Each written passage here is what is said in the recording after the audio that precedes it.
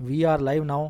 Hello friends, आज हम बात करते हैं पृथ्वी की। जैसा कि हम जानते हैं कि हमारी पृथ्वी पर तीन प्रकार की लाइनें खिंची हुई है, जिसमें पहली होगी कर्क रेखा, जिसे हम ट्रॉपिक ऑफ कैंसर कहते हैं। दूसरी होगी मकर रेखा और तीसरी होगी विषुवत रेखा। तो आज हम इन तीनों रेखाओं के बारे में जानते हैं। तो सबसे पहले हम बात करते हैं भूमध्य रेखा, जिसे हम विषुवत रेखा भी कहते हैं, कि ये लाइन है क्या।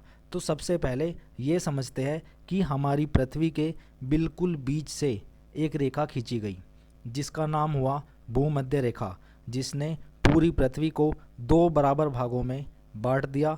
और इस लाइन का नाम हुआ ज्योग्राफी की लैंग्वेज में विषुवत रेखा। विषुवत रेखा, भूमध्य रेखा, इक्वेटर लाइन, इन तीनों का एक ही मतलब होता है। अब हम बात करेंगे कर्क रेखा और मकर रेखा की।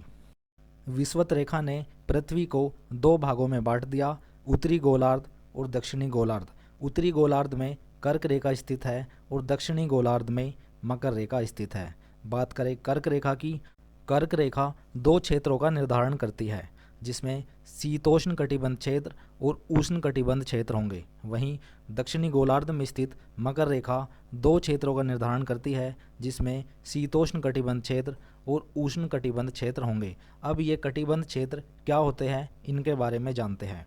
तो जैसा कि हम जानते हैं कि तीन प्रकार के कटिबंध क्षेत्र होंगे, जिसमें पहला होगा उष्ण कटिबंध क्षेत्र, जहाँ पर हमेशा गर्मी होती है। दूसरा होगा शीतोष्ण कटिबंध क्षेत्र, जिसमें शीत प्लस उष्ण मिला हुआ है, इसीलिए इसका नाम शीतोष्ण कटिबंध क्षेत्र होगा, जहाँ पर जलवायु परिवर्तन होती है। अब बात करें तीसरे क्षेत्र की, तो तीसरा क्षेत्र होगा शीत कटिबंध क्षेत्र, जहाँ पर हमेशा सर्दी का माहौल होता है। अब पृथ्वी को दो क्षेत्रों में विभाजित किया गया। जो हमारा सबसे ऊपर उत्तरी ध्रुव होगा, उसे हम आर्कटिक क्षेत्र या आर्कटिक वृत्त के नाम से जानते हैं। जो हमारा नीचे दक्षिण ध्रुव होगा, उसे हम अंटार्कटिक क्षेत्र या अंटार्कटिक वृत्त के नाम से जानते हैं। एक होगा नॉर्थ पोल और दूसरा होगा साउथ पोल। अब बात करते हैं नॉर्थ पोल और साउथ पोल में क्या अंतर है। तो नॉर्थ पोल शीत कटिबंध क्षेत्र के अंतर्गत आता है, वहीं साउथ पोल भी शीत कटिबंध क्षेत्र के अंतर्गत आता है। इन दोनों क्षेत्रों में वर्ष भर सर्दी का माहौल बना रहता है। ये वर्ष भर बर्फ़ की चादरों से ढके रहते हैं। जैसा कि हम जानते हैं कि हमारी पृथ्वी पर कुल 5 लाइनें होंगी। पहली होगी भूमध्य रेखा, उसके ऊपर होगी कर्क रेखा, नीचे होगी मकर रेखा, उसके ऊपर होगी हमारी आर्कटिक रेखा और नीचे की तरफ होगी अंटार्कटिक रेखा। आर्कटिक रेखा के ऊपर दो भाग होंगे, एक होगा टैंगा और लास्ट में होगा टुंड्रा। उसी प्रकार नीचे भी टैंगा होगा और सबसे लास्ट में होगा टुंड्रा। जैसा कि हमने पढ़ा, शीत कटिबंध क्षेत्रों में हमेशा बर्फ़ जमी रहती है। उष्ण कटिबंध क्षेत्र में सूर्य की गर्मी सीधे पड़ती है। शीतोष्ण कटिबंध क्षेत्र परिवर्तन होंगे जब उत्तरी गोलार्ध में कर्क रेखा पर सूर्य की किरणें सीधी होंगी, तो वहाँ पर दिन व रात बराबर होंगे। जी हाँ, दिन व रात बराबर होंगे। 21 जून को कर्क रेखा पर सबसे बड़ा दिन होगा और 22 दिसंबर को मकर रेखा पर सबसे बड़ा दिन होगा। अब हम बात करते हैं लॉन्गिट्यूड और लैटिट्यूड की। तो लॉन्गिट्यूड मतलब देशांतर रेखा और लैटिट्यूड मतलब अक्षांश रेखा। अब आपके दिमाग में एक क्वेश्चन आता है कि लॉन्गिट्यूड और लैटिट्यूड रेखाओं में क्या फ़र्क होता है।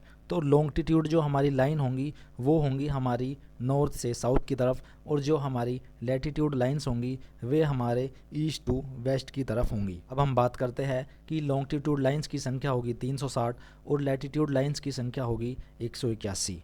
अब बात करते हैं कि ऐसा कौन सा महाद्वीप होगा जिसमें कर्क रेखा, मकर रेखा और भूमध्य रेखा तीनों शामिल है। तो वो होगा हमारा अफ्रीका महाद्वीप। कर्क रेखा 19 देश से होकर गुजरती है, मकर रेखा 10 देश से होकर गुजरती है, भूमध्य रेखा 13 देश से होकर गुजरती है।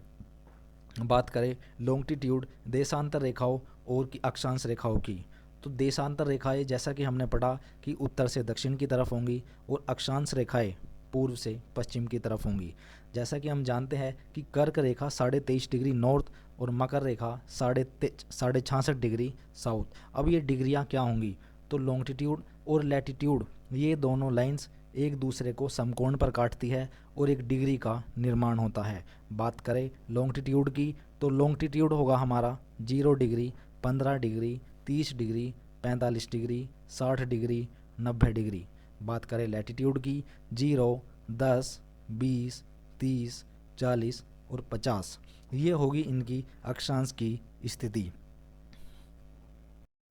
विषुवत रेखा पर 21 मार्च और 23 सितंबर को दिन और रात बराबर होते हैं। विषुवत रेखा से हमारा मतलब भूमध्य रेखा से है, इक्वेटर लाइन से है। जैसा कि हमने आपको पहले बताया कि भूमध्य रेखा पृथ्वी को 2 बराबर भागों में विभाजित करती है। अब क्वेश्चन ये आता है कि शीतोष्ण कटिबंध क्षेत्र, ऐसा कौन सा क्षेत्र होगा जिसमें जलवायु परिवर्तन होता है, तो वो होगा हमारा शीतोष्ण कटिबंध क्षेत्र।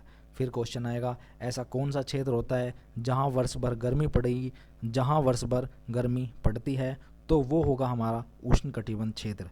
फिर क्वेश्चन आएगा कि ऐसा कौन सा क्षेत्र होगा जहां पर वर्ष भर सर्दी पड़ती है, तो वो होगा हमारा शीत कटिबंध क्षेत्र। तो फ्रेंड्स, आपको वीडियो हमें कैसी लगी कमेंट सेक्शन में ज़रूर बताएं।